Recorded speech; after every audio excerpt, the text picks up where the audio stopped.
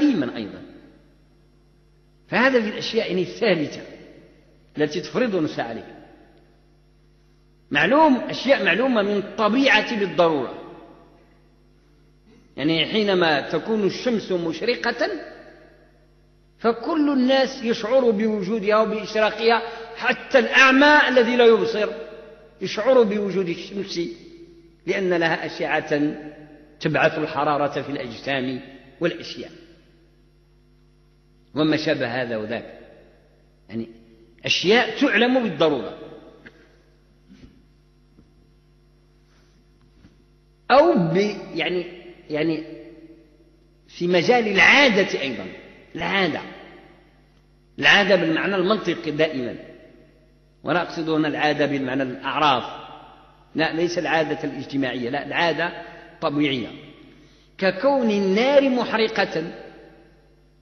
هذا معلوم لدى الإنسان بالضرورة، لأن يعني معلوم من العادة بالضرورة، لأن التجارب البشرية المتراكمة والإنسانية الفردية والجماعية رسخت في الأذهان جميعا أن النار تحرق، ولو لم يحترق الإنسان بها ولا مرة، عافانا الله وإياكم منها في الدنيا والآخرة، فإن لديه يقينا راسخا في أنه إذا وضع يده في النار احترقت. هذه أمور يعني يقينيات بديهية.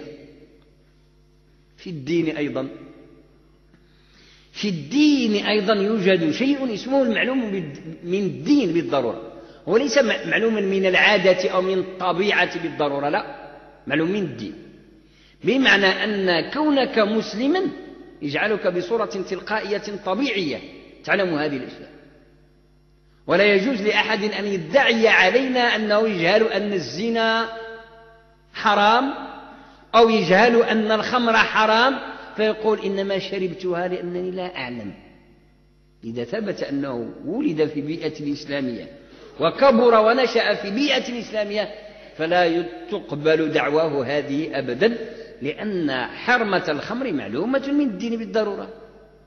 هذه كتولي ثقافة شعبية، ليحتاج الإنسان إلى مدرسة أو إلى كتاب أو جامعة أو معهد ليتعلم أن الخمر حرام وأن الزنا حرام وأن الربا حرام. لا تحتاج إلى معلم هذه الأشياء. هذه الثقافة، اللهجات العربية والعامية وكل اللهجات وكل لغات المسلمين في العالم، فارسية، تركية، أمازيغية، أنها كانت، المهم أن يكون أهلها مسلمين. فإذا كانوا مسلمين قطعنا، لأن علمهم بهذه الأشياء ضروري، وإلا فما معنى كونهم مسلمين؟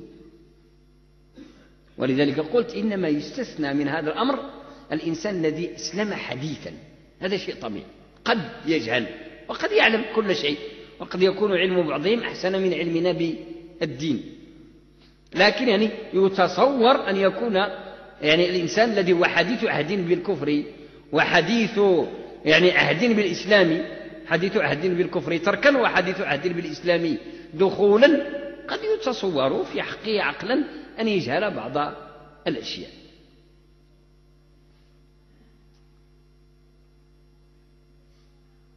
فإذا هذا النوع من العلم الذي هو المعلوم من الدين بالضرورة لا يجوز لأي مسلم أن يجهله، ولذلك تعلق وجوب تعلمه بكل مسلم.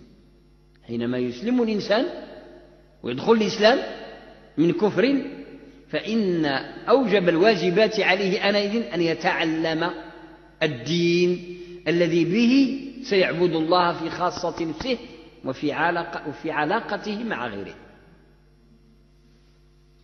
سيصير واجبا عينيا عليه كل مسلم. وهذا لا يحتاج إلى أن يدخل مدرسة، لا، يكفي في أن يعيش بين المسلمين فقط. وليس عبثا أن حرم رسول الله عليه الصلاة والسلام أن يعيش الإنسان في ديار الكفر أبدا. يعني إنسان يمشي بلاد ما فيهاش مسلمين ويعيش فيها يعني بصفة نهائية بغير نية رجعة إلى بلده الأصلي، لأنه إن لم يذوب هو في تلك البيئة قطعا ذاب أبناؤه وضاع أبناؤه وأحفاده، وهذا مشاهد متواتر. عرفوا أبناء الناس اللي يعني ولدوا في الغرب وانقطعوا عن أصولهم في بلاد المسلمين، يعني مع الأسف يضلون ضلالا بعيدا. والتجهيل الذي يحصل لهم في البداية هو تجهيلهم بالمعلوم من الدين بالضرورة، لأنهم في بيئة ثقافتها لغتها لا تحمل المعلومة من الدين بالضرورة. ما كاينش في اللغات الأخرى المعلوم من الإسلام بالضرورة ريج، حنا عندنا موجود. يعني الإنسان ما دخل مدرسة ولا كتابا، أمي ما عمره ما قرأ ولا درس، ولكن تزاد في المغرب والعب في الدروب هذا المغرب يتعلم كل شيء من المعلوم من الدين بالضرورة. كيعرف بأن الصلاة واجبة، وكيعرف يعني بأنه الصيام ديال رمضان واجب، هادشي كلشي كيعرفه. ويعرف بأن الحمر حرام، ويعرف بأنه الزنا حرام، وهكذا وهكذا. هذه الأشياء لا يجهلها بسبب أن الثقافة ديالنا الشعبية، لهجتنا التي نتكلم بها، لغاتنا أن كانت تحمل هذه المعاني، فيتعلمها منذ تعلمه الكلمات الأولى من لدن أمه وأبيه وإخوانه والمحيط الذي يعيش فيه. هذا ندعه جانبا، وإنما حديثنا الآن الذي هو مقصود مجلسنا هذا فهو المعلوم ليس من الدين بالضرورة، ولكن المعلوم من الدين بالتفقه. بالتفقه هذا شكل آخر، ليتفقهوا في الدين. فهذا لا يعلم ضرورة، وإنما يعلم بالكسب، يعني تكسب تخدم باش توصل له. وهذا ليس واجبا على كل مسلم. الأول واجب على كل مسلم، هذا لا، إنما هو واجب على من ندب نفسه في البداية لطلب العلم الشرعي، حتى إذا تحقق بكونه طالب علم صار واجبا عليه بعد ذلك. فيعني هذا النوع من العلم، أي الفقه في الدين بهذا الشكل، له مرحلتان من حيث حكمه الشرعي. في الأول كيكون مندوب، تقري ولدك الطب أو الهندسة أو الفقه الحديث، أنت تختار وهو يختار، هذاك شي شغلكم، ليس هنالك وجوب، لا وجوب عليك في هذه ولا في تلك، كل ذلك على الندب، إلا في حالات ونوازل تخص بحديثها، يعني كتكون شي نازلة معينة ممكن، ولكن الحكم العام الإنسان حر في أن يكون فقيها أو أن يكون طبيبا أو أن يكون مهندسا، اختار اللي يعجبك. لكن نقول إذا اخترت مسلك العلم الشرعي وسرت فيه وصرت به متصفا، شكون هذا؟ طالب علم شرعي. في هذه اللحظة تحول حكم الندب الذي كان عاما، الندب عام مع الأمة، ليصبح واجبا في حقك، لأنك تعينت، انت اخترت في البداية، لكن صار متعين عليك أن تكمل طريق طلب العلم، لأنه ضروري للأمة، العلم ضروري. ولذلك الله جل وعلا أوجب على المسلمين وجوبا عاما، بمعنى كفائي عام، ليس على التفصيل والتخصيص، أن يكون فيهم من ينذرهم ومن يفقههم في الدين. والتفقيه في الدين لا يحصل إلا بعد التفقه، ما يمكنلكش أنت تفقه الناس وأنت ماشي فقيه في راسك، لابد وأن تحصل لك صفة فقيه لتكون مفقها لغيرك. وصفة الفقيه لا تحصل إلا بالجد أو بالجد والكسب والعمل المتواصل، فيحتاج إذن إلى تفرغ. ولذلك قال فلولا نفر من كل فرقة منهم طائفة، فالنفور أي أن هنالك طائفة تنهض بالشيء وتتفرغ له.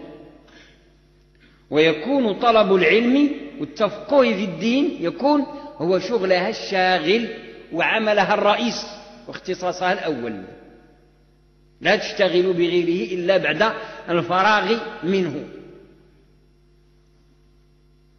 فهذا الاستنفار الذي تقوم به طائفة العلم من طلبة العلم المتفقهين والعلماء الفقهاء، فإنه آنئذ يصبح واجبا على هذه الفئة وعلى هذه الطائفة.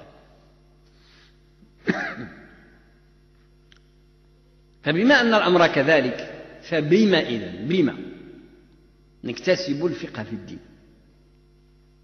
كيف نصير فقهاء؟ لا وصول إلى الفقه إلا بإدراك أدلة الفقه، دلالاتها ومقاصدها وطرق تنزيل حقائقها وأحكامها على نوازلها من كل واقع جديد زمانا ومكانا. لا يكون الفقيه فقيها إلا إذا كانت له قدرة على فهم دلالات الأدلة. يعني إذا قرأت الآية عليه أو قرأها لنفسه أو ورد